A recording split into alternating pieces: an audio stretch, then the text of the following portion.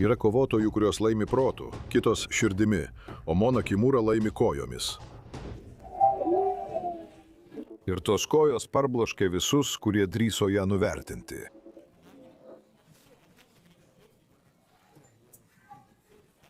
Ketverios kovos, 4 pergalės, 4 varžovės, kurios skaudžiai suprato, kad miela japonų anime mergina yra pavojingiausias dalykas moterų kikbokse šiandien.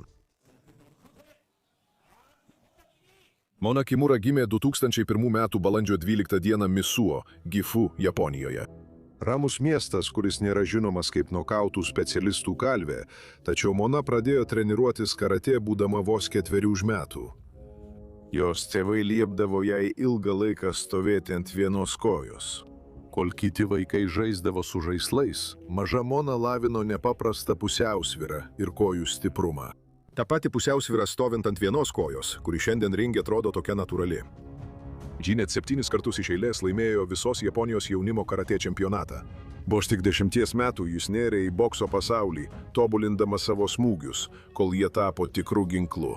Sulaukusi 18 metų, būsimoji Chun-Li jau buvo 3 kartus tapusi Japonijos moterų čempionė. Tačiau tada visų nuostabai Mona Kimura metė boksą ir perėjo į profesionalų kickboksą. Mona debiutavo kaip profesionalė. 2024 m. lapkričio 16 d. ji susikovė su Ajo Gavara, patyrusią Japonijos kovotoją, pasiryžusią nugalėti naujokę bokso čempionę. Mona pradeda kovą tiksliais džebais ir sklandžiais judesiais, o tada smogia savo pirmąjį stiprų spyrį. Tačiau Gavara ją puikiai perskaito ir priverčia už tai sumokėti.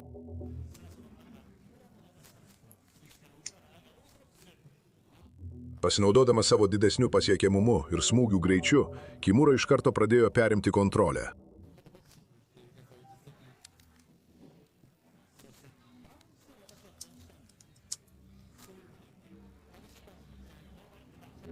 O Gavara remiasi savo patirtimi, bandydamas rasti pranašumą prieš naujokę, tačiau Mona jam nesuteikia galimybės įsitvirtinti. Ji kontratakuoja žiaurią kombinaciją tiesiai į žandikaulį, pargriaudama O Gavarą ant ringo grindų.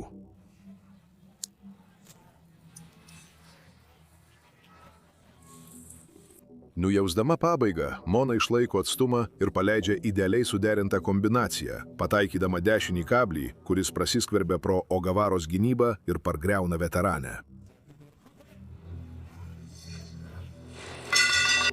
Praėjo minutė ir 32 sekundės pirmame raunde ir kova jau buvo baigta.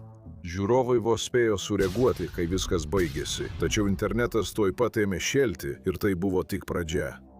Vaizdo įrašai pradėjo plisti internete beveik iškart po jo debiuto. Ir dėmesį patraukė ne tik nokautas, bet ir jo judėjimo maniera. Gerbėjai pradėjo ją lyginti su Chun-Li iš Street Fighter, ikoniškiausia kovotoja vaizdo žaidimų istorijoje. Ir nebuvo sunku suprasti kodėl. Labai greiti smūgiai kojomis, atliekami su tobula pusiausvyra, gebėjimas dominuoti raunduose savo kojomis ir šukuosena su 2 kuodeliais. Viskas tiko. Palyginimai išplito socialiniuose tinkluose. Net amerikiečių reperis 50 Centas pasisakė šiuo klausimu, pavadindamas ją tikrąją Chun-Li. Tai puikiai tiko ir pravardė prigijo akimirksniu. Mona priėmė tai. Ji visiškai sutiko su palyginimu, naudojo jį interviu, socialiniuose tinkluose ir savo personažui ringe. Ji paėmė atsitiktinį palyginimą ir pavertė jį tikrą prekės ženklo tapatybę. O jos kojos yra visiškai nenuspėjamos. Dauguma kovotojų smūgiuoja džebus rankomis. Mona spardo tokiu pačiu greičiu ir dažniu. Jos kojos tapo jos rankų pratęsimu. Praėjus vos 2 mėnesiams po debiuto, Mona Kimura susikovė su Yuka Namiki, buvusią NJKF Minerva minimusės svorio čempionė. Kova truko iki galo ir pirmą kartą žiūrovai galėjo pamatyti tikrąją Chun-Li veiksme.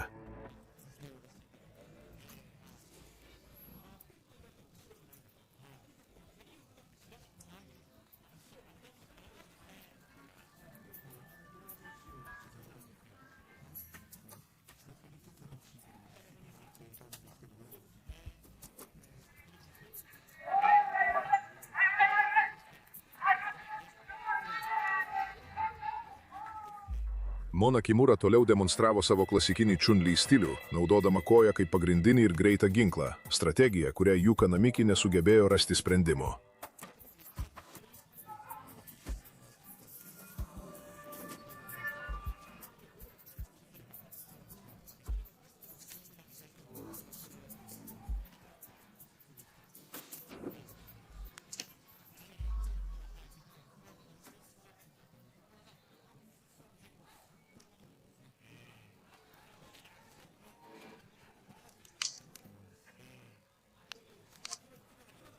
Kimura pasinaudojo savo būdingą stovėseną ant vienos kojos, kad sukeltų sumaištį, palikdama Juką beveik nejudrę, prieš tesdama savo smūgius.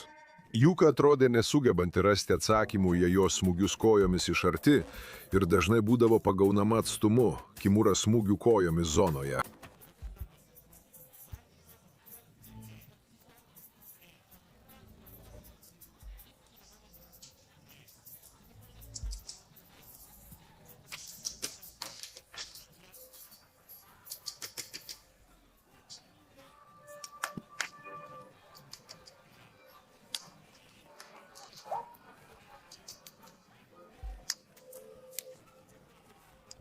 Galiausiai visi trys teisėjai pergalę skyrė Monai Kimurai, o tai reiškia dar vieną užtikrintą pergalę naujokiai Kimurai ir kasdien augančią gerbėjų bazę. Kai atėjo 2025 m. birželis, pravardė jau buvo tapusi pasaulinio garso, tačiau kartu su žinomumu atsiranda ir sunkesni išbandymai. Satoko Odzava buvo 40 metų, veteranė, kuri buvo patyrusi daugiau kovos naktų, nei dauguma kovotojų galėtų pasvajoti, ir buvo pasiruošusi išbandyti kiekvieną kylančios žvaigždės aspektą.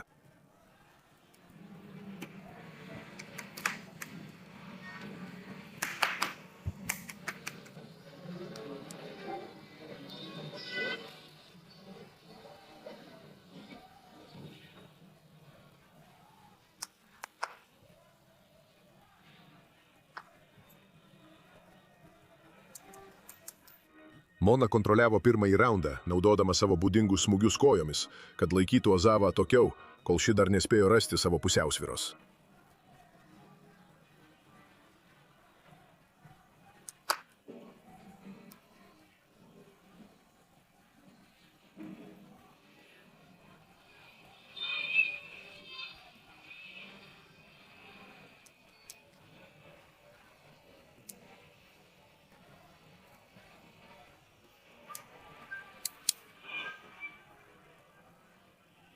Nors buvo žinoma dėl savo smūgių kojomis, Kimura pademonstravo aukšto lygio bokso įgūdžius, paveldėtus iš savo praeities kaip buvusios nacionalinės bokso čempionės. Jis smogė tikslius džebus, kurie sukėlė matomus įpjovimus Ozavos veide.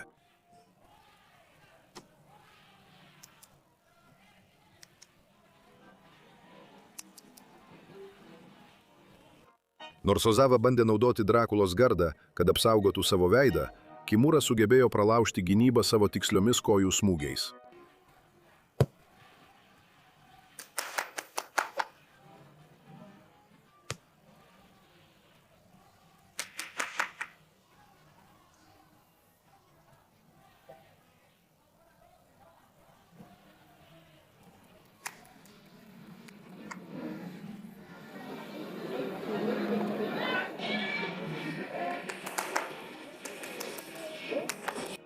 Antrajame raunde sužalojimai tapo per rimti.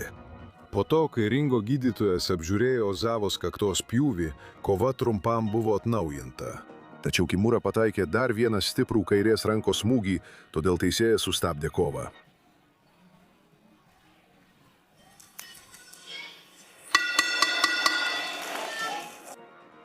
Techninis nokautas ir gydytojo sustabdymas tikrai Chun-Li antrajame raunde.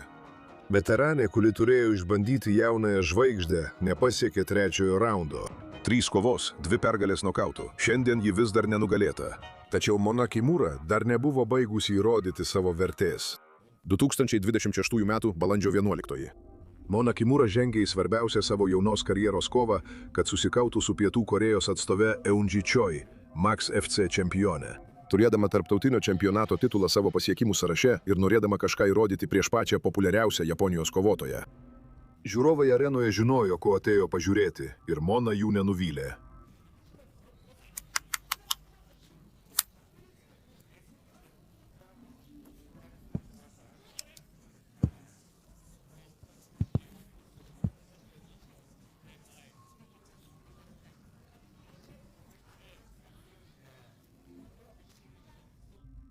Mona atidavė visas jėgas.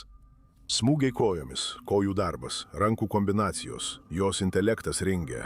Ji naudojo pakartotinius šoninius spyrius, kad Choi negalėtų sumažinti atstumo ar užduoti tempo.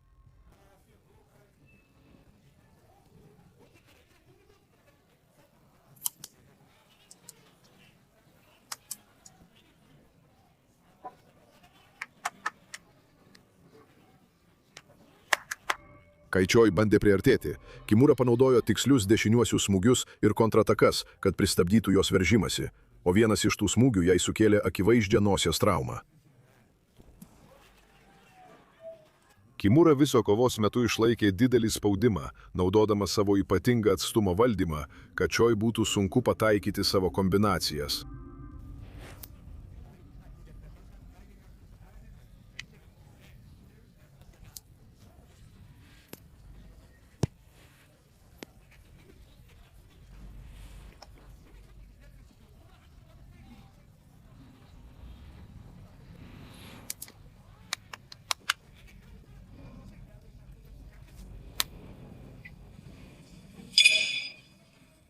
Ketvirto raundo pabaigoje teisėjai vienbalsiai pergalę skyrė Monai Kimurai.